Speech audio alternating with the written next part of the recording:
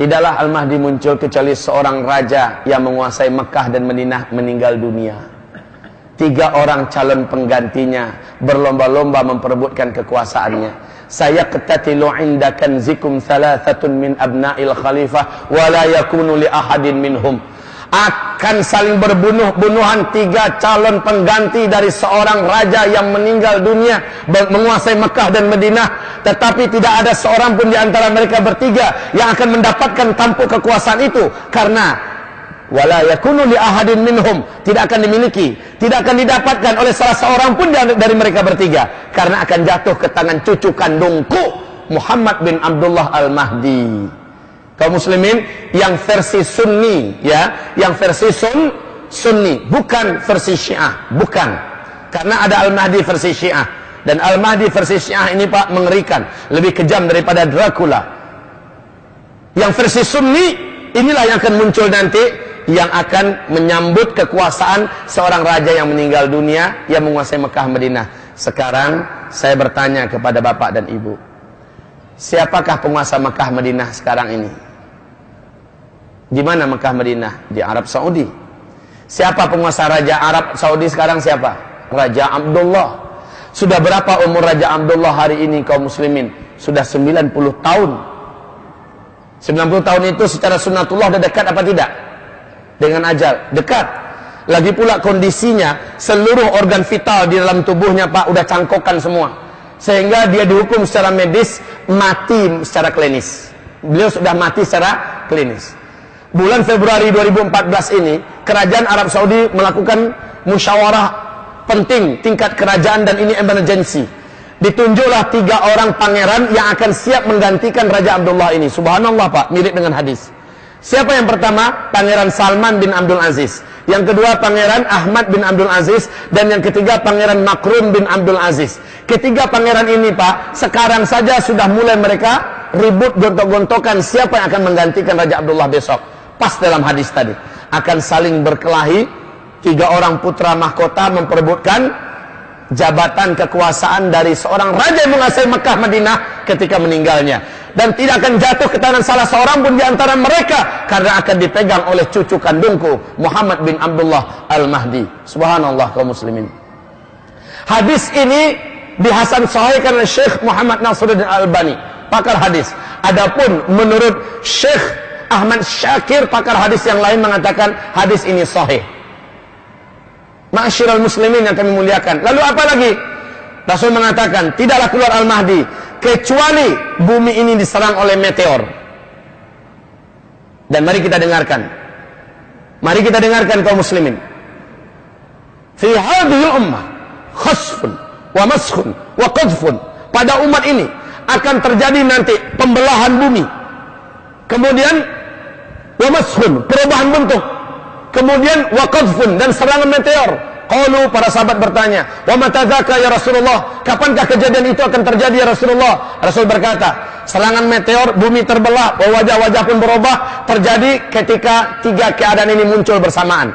Idza zaharatil qainat wal ma'azif wa syuribatil khumur. Ini yang 3 ini, mengerikan Pak. Terjemahannya adalah idza zaharatil qainat, apabila penyanyi-penyanyi wanita sudah bermunculan di mana-mana. Yang kedua, wal ma'azif, apabila musik, alat-alat musik sudah menyebar dan digandrungi, dicintai oleh umatku di mana-mana. Wa syuribatil khumur, apabila barang-barang memabukkan, barang-barang haram sudah menyebar di mana-mana. Menurut Bapak Ibu, yang 3 ini sudah ada nggak sekarang? Sudah. Maka tidak aneh 2013 3 meteor sudah menabrak bumi. Meteor pertama menabrak Siberia, Rusia, pada tanggal 15 Februari. Meteor kedua menabrak Argentina. Alhamdulillah meledak di atas negara Argentina, di udaranya, belum sampai jatuh ke daratan. Dan ini pada tanggal 14 April 2013. Di malam hari, saat itu ada konser raksasa, konser musik. 8 kota terang benderang beberapa detik. Kemudian meteor ketiga jatuhnya di Los Angeles, tanggal 7 November. Perhatikan kembali semuanya kaum muslimin. Dan baru-baru ini bumi kita di bumi di tanah Malaysia, saya ada di Malaysia Pak, dilintasi oleh 400 meteor. Dari jam 8 sampai jam 9 semua orang bisa melihat dengan mata telanjang ke langit. Sekarang bumi kita juga sedang dilalui oleh sebuah asteroid yang besarnya 3 lapangan bola kaki, Pak. Asteroid ini kalau sempat menabrak bumi akan hancur setengah bumi ini. Dan NASA Amerika mengatakan bumi kita sekarang sedang memasuki arus sungai meteor. Diperkirakan menurut teknologi NASA Amerika dari tahun 2013 sampai 2016, 2013, 2014, 2015, 2016 akan ada hantaman 1.300 meteor ke muka bumi kita ini. Dan Rasul bersabda, saat Al-Mahdi muncul, kalian semua akan kehilangan teknologi canggih kalian. Kalian akan berperang dengan tombak, dengan pedang, dengan panah. Kalian akan menunggangi kuda dan kalian berjalan dengan kaki-kaki kalian. Aneh, Pak. Albert Einstein menyatakan perang dunia ketiga nanti tidak dengan senjata canggih, tapi dengan senjata manual. Steve Jobs, beliau pun mengungkapkan sebelum kematiannya, saya orang terakhir menemukan teknologi ini. Sepeninggal saya nanti kalian semua akan kembali ke zaman batu. Padahal Nabi juga 14 abad yang lalu telah mengungkapkan saat Al-Mahdi muncul semua teknologi musnah. Kenapa semua teknologi musnah? Ternyata meteor itu ada yang namanya siderite. Siderite ini kaum muslimin oleh Michel Penn dijelaskan, dia ketika menghantam bumi kita, kecepatannya di ruang angkasa 120.000 km per jam. Saat dia menghantam bumi kita, dia adalah meteor besi. Saat itu dia mengalami pergesekan yang sangat radikal terhadap atmosfer bumi kita sebagai pelindung bumi. Dan terjadilah medan magnet yang sangat kuat. Akibatnya apapun benda-benda logam di muka bumi ini terinduksi oleh medan magnet ini. Lengket antara satu dengan yang lain, Pak. Nggak bisa bergerak lagi. Mobil kita mesinnya semua dari besi. Pesawat kita, kapal kita, pabrik-pabrik, industri-industri raksasa, apapun teknologi kita kebanyakan dari logam dan besi, dan itu terinduksi oleh medan magnet yang sangat kuat, tak bergerak lagi, lumpuhlah teknologi. Itu diungkapkan juga oleh Albert Einstein. Kaum muslimin yang kami muliakan, dia juga menghasilkan gelombang elektromagneta yang sangat kuat. Akibatnya apapun di bumi ini yang ada sinyal, menggunakan sinyal televisi, internet, handphone, apapun, Pak, itu juga akan musnah selama-lamanya. Benar, manusia setelah ini, kata Steve Jobs, akan kembali ke zaman batu. Kita akan kembali ke zaman dulu, kaum muslimin. Pas seperti gambaran Rasulullah sallallahu alaihi wasallam. Sungai Efrat mengering, ini yang terakhir, saya mohon maaf. Sungai Efrat mengering. Sungai Efrat mengering. Saat Sungai Efrat mengering akan muncullah gunung emas. Dan ketahuilah, New York Times tanggal 12 Februari tahun 2013, itu adalah majalah paling bergengsi di Amerika Serikat, Bapak Ibu, merilis pernyataan resmi NASA Amerika Serikat. Apa kata NASA Amerika? Sungai Efrat hari ini telah mengering 60%. Itu tanggal 12 Februari 2013. 2014 kata mereka Sungai Efrat ini akan mengering total. Dan George Walker Bush mengatakan sebelum dia digantikan oleh Barack Obama, beliau mengatakan satelit kita telah menangkap potensi emas yang sangat besar di Irak. Rasulullah mengatakan apabila Sungai Efrat mengering, nampaklah gunung emas yang akan menjadikan seluruh lelaki di muka bumi ini menuju ke sana berperang memperebutkannya. Setiap 100 orang laki-laki terbunuh 99, satu cuma yang bisa hidup. Dan setiap mereka berdoa dan berharap semoga satu orang yang hidup itu saya orangnya. Disinilah banyak kematian massal orang laki-laki di muka bumi, Pak. Wajar kalau nanti Rasul mengatakan di periode kelima jumlah lelaki hanya 1 berbanding 50. Ternyata kematian laki-laki adalah karena perang dunia ketiga. Pemicu perang dunia ketiga adalah gunung emas yang muncul di Irak. Sekarang sudah muncul kaum muslimin. Sudah kering airnya. Airnya sudah kering. Kita sudah bisa berjalan hanya dengan menyingsingkan sedikit betis kita. Kita sudah bisa menyeberang ke sana. Masya Allah. Bapak, Ibu yang kami muliakan, kenapa Barack Obama tidak jadi menarik 135.000 pasukannya dari wilayah Teluk, padahal Amerika Serikat sudah tidak mampu lagi membiayai militer mereka yang ada di Timur Tengah, Pak. Amerika Serikat itu negara paling bangkrut di muka bumi, yang paling besar hutangnya di muka bumi ini. Tetapi kenapa dipaksakan terus oleh Barack Obama demi memperebutkan gunung emas yang sudah ada di Irak pada hari ini? Allahu Akbar, sangat dekat sekali waktunya. Kaum muslimin, Imam Mahdi muncul saat-saat umat manusia penuh dengan peperangan di mana-mana.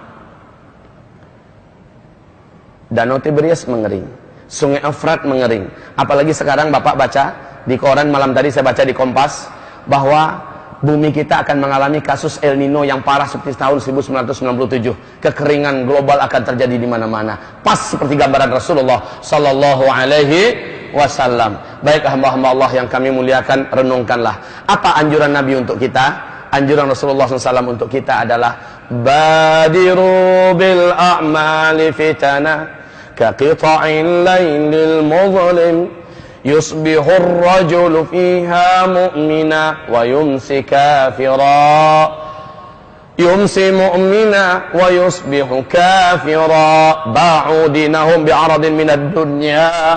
Kata Nabi, di masa-masa fitnah bergolak di muka bumi, dan fitnah itu di Syam. Fitnah itu di Syam. Wal fitanu di Syam, kata Rasulullah. Fitnah itu di Syam. Apabila di Syam sudah meledak fitnah, apa itu fitnah? Para ulama menyebutkan fitnah di Syam maksudnya adalah peperangan, pembantaian. Di mana Syam itu? Suriah, Palestina, Lebanon, Yordania, ini Syam. Wal fitanu di Syam. Fitnah itu di Syam. Kalau Syam itu sudah membara fitnah di sana, kalian wahai seluruh umat Islam, kata Nabi, perbanyak amal soleh, karena kalian akan menghadapi hari-hari yang berat dan buruk. Orang yang banyak amal solehnya lah yang mampu bertahan dan Allah jaga. Ketika meteor jatuh, Pak, kenapa orang kafir berubah bentuknya? Keluar asap dari hidungnya, keluar asap dari mulutnya, keluar asap dari telinganya, dari lubang duburnya. Kenapa? Karena asap itu begitu panas akibat ledakan daripada meteor yang menabrak bumi. Meteor itu ledakannya 1 juta kali lipat lebih daripada bom nuklir yang meledak di Nagasaki dan Hiroshima. Dan itu menyebabkan seluruh partikel-partikel bumi yang digalinya membuat lubang, membumbung ke langit, terbungkuslah bumi. 40 hari 40 malam kalian di muka bumi ini gelap. Sejak saat itu teknologi tidak ada, listrik juga sudah tidak ada. Apa itu? Kulkas segala macamnya sudah tidak ada lagi, gelap. Kalian pun dekatkan telapak tangan kalian ke wajah kalian, kalian tidak bisa melihat sesuatu apapun. Maka itulah kegelapan yang sangat parah. Orang-orang kafir berubah bentuk dan melepuhlah wajah-wajah mereka, kulit-kulit mereka. Adapun orang beriman hanya seperti orang kena flu dan demam saja. Itu kata Nabi. Baca hadis-hadisnya di sini nanti kaum muslimin. Kemudian Rasulullah berkata, adapun orang beriman yang tipis amal solehnya, nasibnya sama dengan orang kafir, melepuh juga, Pak. Rusak juga, walaupun Allah tetap menganggap mereka orang muslim. Makanya Nabi mengatakan, perkuat amal soleh. Hai orang beriman, perkuatlah amal soleh.